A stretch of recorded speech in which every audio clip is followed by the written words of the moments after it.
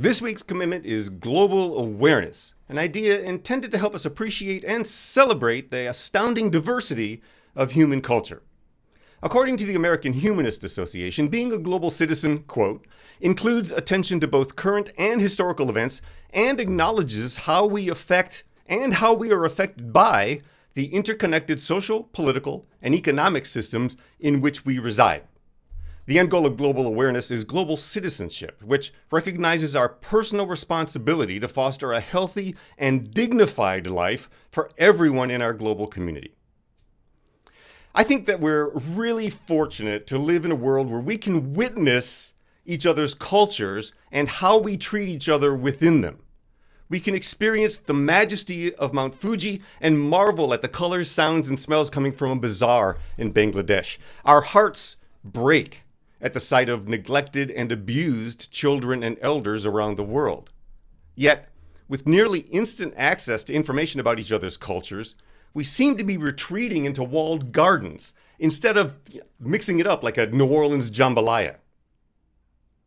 We live in a reality that's not just rich in diversity, but intricately intertwined with it.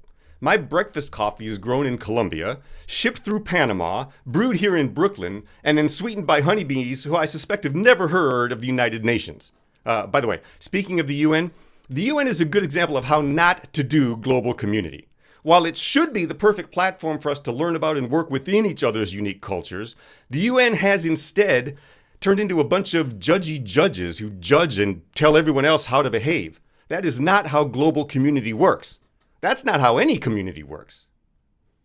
But neither is being a global citizen, a good global citizen, turning a blind eye. Some cultural practices may seem untenable to us, but insisting that a people abandon their heritage is disingenuous at best. There's not a culture on the planet, and I don't think that there ever has been, although I'm happy to take nominations, that was not flawed in some way. We're all humans. We're all flawed a bit, and that seems like a good place to start a conversation to me. Global unity has been a lifelong dream for many, especially for those of us who grew up watching Star Trek. When I started watching Star Trek was right at the beginning. Show one, year one, I saw it, and I watched every episode. I couldn't believe the diversity that was on the bridge at the time. North America represented by the captain, Europe represented by a Scottish engineer, Asia represented by my character. But we also saw another part of the world that rarely gets represented in that kind of mix, Africa, represented by an African woman. Nichelle, at that time, was one of the faces that we had to see. The world got to see that, like, our women are strong. Yes, but they're also smart. She was the best person for that job, and it didn't matter if she was male or female. Progress report. Mr. Spock, I haven't done anything like this in years. If it isn't done just right, I could blow the entire communication system. It's very delicate work, sir. I can think of no one better equipped to handle it, Miss Uhura. Do you have a favorite episode of Star Trek? Anytime Uhura got to get off the bridge.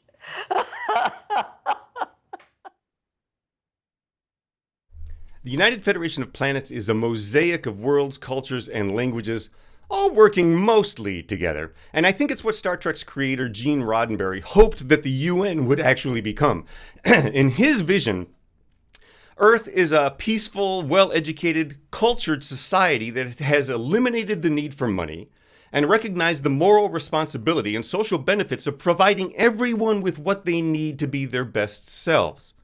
Yes, there's the occasional Klingon dust-up, but I mean the underlying promise is clear. Our differences don't have to divide us. In fact, they are what make us strong.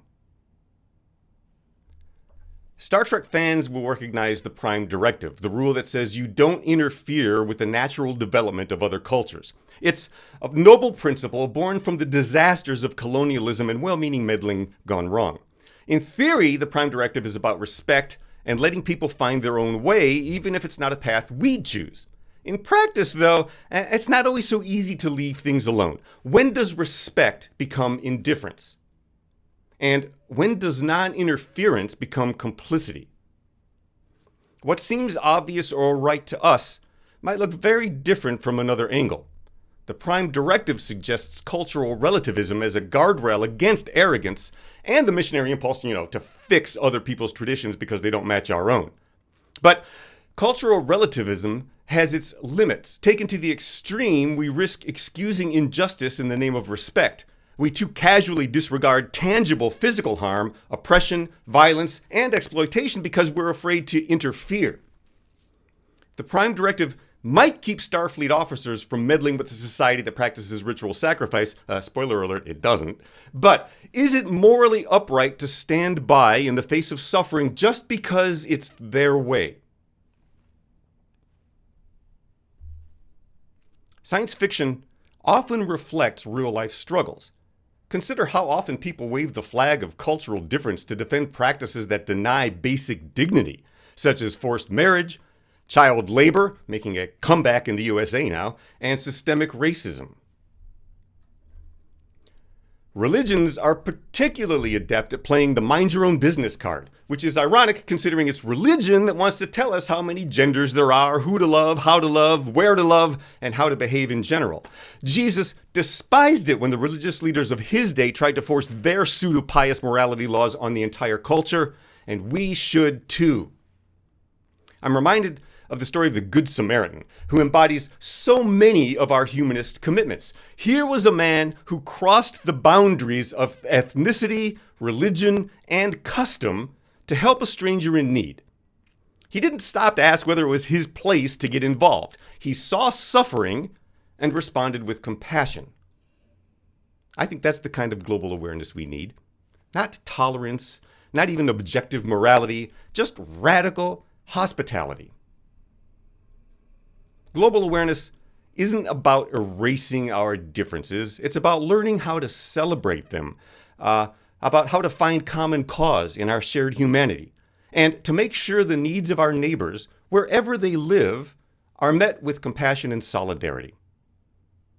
As bleak as the world currently seems, there might be more opportunity than ever to make the Trek-like dream of a global village a reality.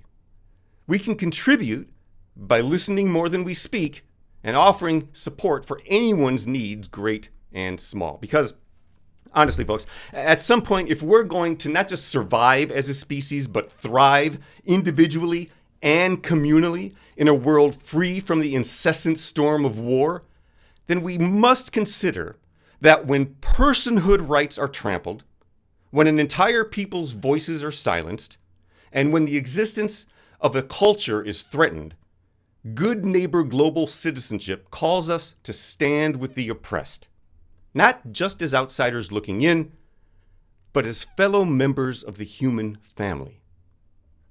Amen. Our question for consideration is, where in your life do you think you can trade judgment for genuine curiosity and compassion? Where in your life can you trade judgment for genuine curiosity and compassion? I'll be thinking about that for a couple of minutes as well, and then we can talk in the big group here. Take a couple of moments to contemplate.